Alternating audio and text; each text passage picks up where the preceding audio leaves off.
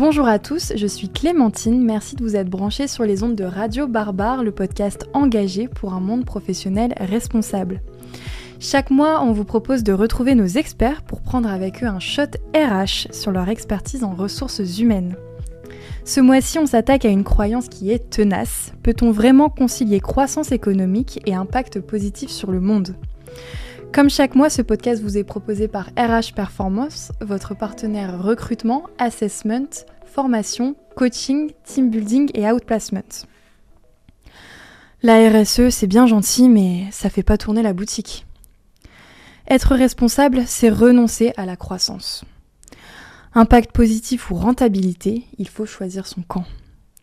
Combien de fois avez-vous entendu ces phrases dans vos comités de direction ou dans vos échanges entre collègues ? Cette opposition tenace entre performance économique et engagement responsable semble gravée dans le marbre. Et si c'était exactement l'inverse ? Et si les entreprises les plus engagées étaient aussi les plus performantes ? Et si la RSE n'était pas un frein, mais un véritable accélérateur de croissance ? Les chiffres sont bien là, attraction des talents, fidélisation des collaborateurs, innovation, différenciation concurrentielle, accès à de nouveaux marchés et j'en passe. En fait, les bénéfices d'une démarche RSE bien menée sont mesurables et bien réels. Alors pourquoi cette fausse croyance persiste-t-elle ? Et surtout, comment faire pour transformer cette contrainte perçue en véritable opportunité stratégique ? J'accueille aujourd'hui Aurélie Descamps, formatrice, coach et membre de l'équipe Bicorp chez RH Performance. Aurélie, tu accompagnes des entreprises dans leur démarche RSE à travers le team building et la formation notamment, mais tu pilotes aussi notre offre sur ce sujet. Tu es donc la personne idéale pour déconstruire ce mythe et nous montrer qu'on peut être à la fois performant et responsable. Aurélie, j'ai une première question pour toi, une première affirmation que j'aimerais déconstruire avec toi, celle qui est qu'on ne peut pas être rentable et avoir un impact positif sur le monde, qu'il faut choisir. Toi qui accompagnes des entreprises au quotidien, est-ce que cette croyance est encore très présente ? Et surtout, qu'est-ce que tu réponds à ceux qui pensent encore ça ? Eh bien, Clémentine, en fait, cette croyance est encore malheureusement très présente dans tous les types d'entreprises et c'est une phrase que j'entends encore beaucoup. Alors qu'en fait, aujourd'hui, c'est complètement l'inverse. La RSE, ça doit plus être perçu comme une contrainte, comme un coût, comme une charge, ou voire comme un plus, histoire de verdir un petit peu sa stratégie. C'est tout l'inverse. Pourquoi c'est indispensable ? Il y a une urgence environnementale et sociale. On vit des crises climatiques, des crises sociales, des inégalités sociales qui nous rappellent au quotidien que les entreprises ont un rôle essentiel à jouer. Bien évidemment, l'action ne se limite pas qu'aux entreprises. Il y a des actions au niveau de l'État, il y a des actions au niveau des individus. Mais les entreprises, c'est pas une option, c'est pas un bonus pour elles de s'investir là-dedans. Elles ont une responsabilité collective pour pouvoir agir sur le monde qui nous entoure aujourd'hui. Mmh. De ça découlent des attentes sociétales, que ce soit les clients, que ce soit les consommateurs ou même les investisseurs. Il y a des attentes réelles d'engagement concret sur ces sujets environnementaux, sociaux, sociétaux.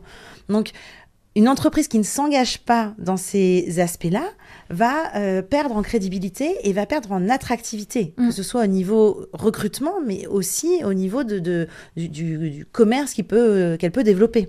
Et le troisième point, c'est au niveau de la performance globale. On a des études qui démontrent que les entreprises les plus engagées sont aussi les entreprises les plus performantes. Il y a une étude d'Harvard qui montre que les entreprises les plus engagées qui ont une vraie démarche RSE, pas juste qui saupoudrent de petites actions, qui ont une démarche solide en termes de RSE, et qui sont cotées en bourse, ont une croissance de 2 à 3% supérieure aux autres entreprises. Ouais. Et ça a un impact sur la performance, mais aussi sur l'attractivité. Aujourd'hui, c'est une étude de Glassdoor qui montre que 73% des candidats vont privilégier une entreprise qui a une vraie démarche et qui s'engage plutôt qu'une entreprise qui ne l'est pas. Donc c'est à la fois sur les personnes que je vais attirer dans mon entreprise, mais aussi sur l'économie, la rentabilité de mon entreprise. Okay. Du coup, on va se demander, est-ce qu'il faut choisir entre rentabilité et impact ? Ma réponse est non. La question à se poser, c'est plutôt comment je peux mettre la RSE au cœur de ma stratégie pour qu'elle soit un levier de ma performance, de ma robustesse, comment ma RSE peut, comment les actions que je vais mettre en place, la stratégie que je vais mettre en place va me permettre de faire du et non du ou, de la rentabilité et de l'impact. Merci, c'est très clair Aurélie pour cette première question. J'ai une seconde question à te poser. Quels sont les quick wins ou les petites victoires en français? Donc les actions simples qui peuvent avoir un impact rapide et visible, autant en interne qu'en externe. Alors pour des actions rapides et visibles, moi ce que je recommande, c'est des actions qui mêlent transparence et engagement. L'idée, c'est vraiment d'impliquer les collaborateurs. Plus je vais les impliquer, plus ils vont adhérer à la démarche qu'on va faire, plus ils vont avoir envie de réaliser, et plus ils vont du coup être fiers des actions qui sont mises en œuvre, et ça va rayonner finalement. Une action qui est finalement assez simple à mettre en place, c'est d'organiser un atelier d'une demi-journée avec mes collaborateurs pour construire pour construire un plan d'action et identifier des actions rapide, collective à mettre en œuvre dans l'entreprise. Mais que ce soit vraiment fait avec les collaborateurs. J'insiste sur ce point-là pour que ce soit vraiment, que ça crée cette adhésion et cette motivation. Ça a différents impacts en fait. Pas qu'au niveau, par exemple, environnemental, ça va avoir un impact aussi au niveau de l'engagement, au niveau de la QVCT, parce que je suis écoutée, je suis impliquée dans ce qui va se passer et je vais faire. Ouais. Je suis responsabilisée. Ça a aussi un impact sur cet aspect-là. Une action que nous, par exemple, on a mise en place chez nous assez facilement et que je préconise assez facilement, c'est de proposer des vélos de fonction. C'est plutôt que proposer des voitures de fonction, on propose des vélos de fonction qui va du coup avoir un impact carbone. Bien évidemment, ça va réduire l'impact carbone sur les déplacements domicile-travail des collaborateurs, mais ça va aussi avoir un impact sur la santé des collaborateurs. Ça va avoir un impact plus large que juste l'empreinte carbone qui va être réduite.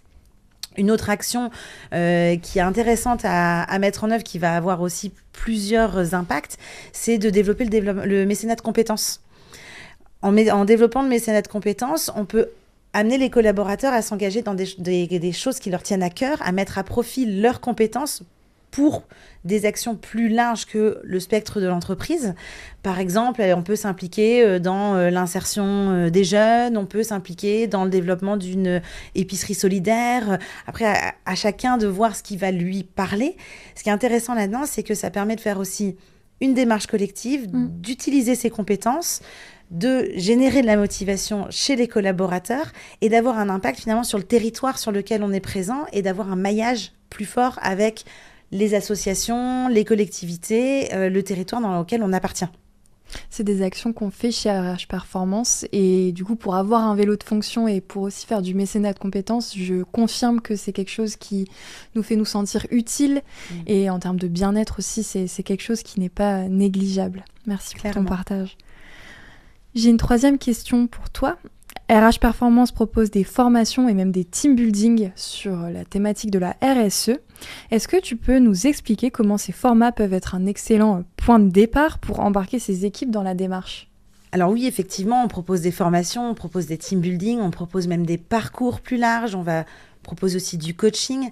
Ce qui est important pour nous, c'est que ce soit positif, que ce soit pragmatique et que ce soit concret. Donc nous, on va partir de là où en est l'entreprise. Tout ce qu'on construit, c'est du sur-mesure. Donc on va partir des besoins de l'entreprise. Où est-ce qu'elle en est au niveau des connaissances ? Où est-ce qu'elle en est au niveau de la maturité sur les sujets RSE ? Où est-ce qu'elle en est au niveau de son engagement ? Où est-ce qu'elle veut aller ? Quel est son secteur ? Quels sont ses enjeux ? Quels sont ses enjeux business également ? Pour pouvoir ensuite construire des formats aussi bien sur la forme que sur le fond, qui correspondent au plus près des besoins des clients qu'on va accompagner. Après, ça va pouvoir prendre des formats complètement différents. On va avoir des formats de sensibilisation, si l'enjeu est principalement de sensibiliser les collaborateurs avant de mettre en mouvement. On va pouvoir aller sur des parcours où on va plus faire de la mise en action, on va écrire des plans d'action, on va accompagner cette mise en place. On va avoir des parcours où ça sera plus sur de l'engagement, ou des journées de team building, par exemple, où on va fédérer autour d'un projet commun.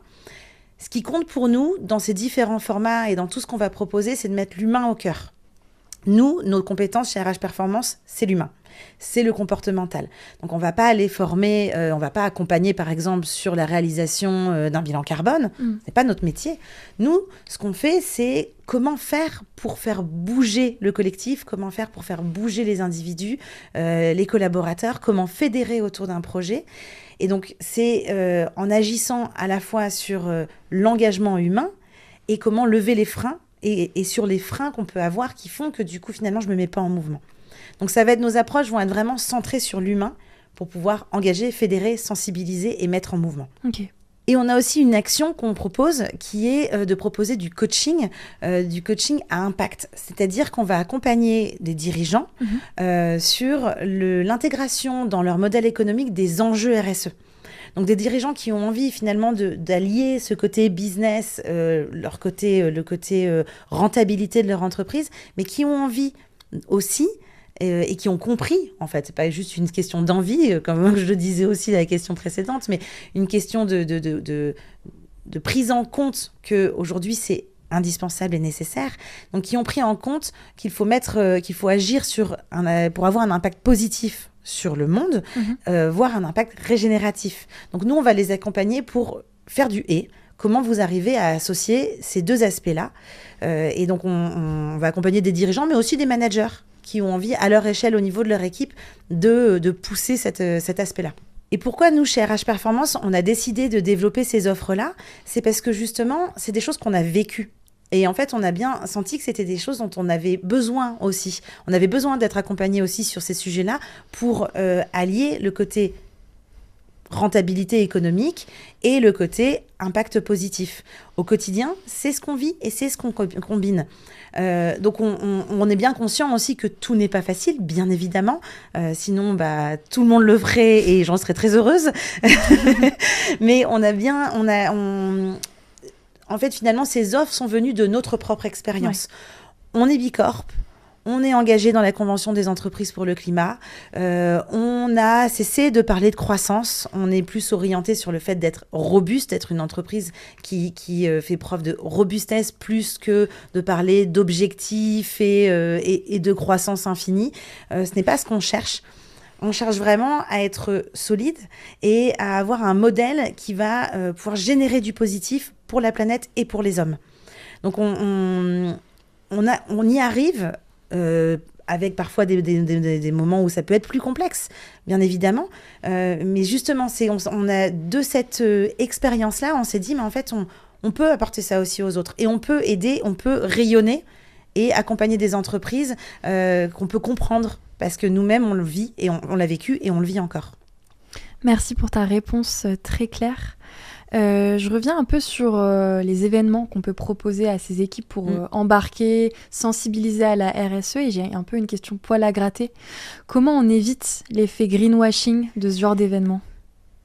Effectivement, c'est un vrai enjeu parce qu'il n'y a rien de pire que ça. De faire, on va faire un petit événement et puis pour dire qu'on a fait une action verte et puis il ne se passe rien derrière, tout sauf ça. Ouais. Donc nous, c'est aussi notre rôle de s'assurer que quand un client vient nous voir et qu'on échange sur un projet de team building ou de formation, que le sujet n'est pas de faire du greenwashing.